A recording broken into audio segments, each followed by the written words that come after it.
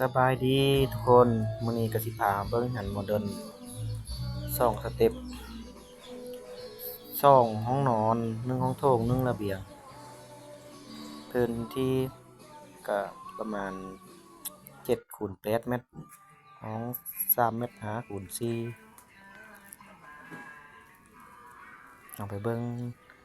การฉาบฟ้าของมื้อนี้ผลงานของสร้างเองข้าพเจ้าเองบุกเองงบประมาณก็สิประมาณแสนกว่าบาทแล้วประมาณ50% นะยัง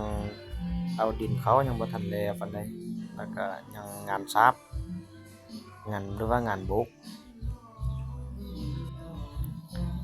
อันนี้ก็ห้องนอนห้องที่1ตัวนี้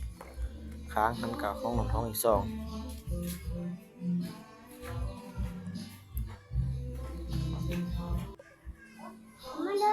บ้านนี้หลังนี้ก็เฮ็ดเองเนาะถ้าค่าสร้างก็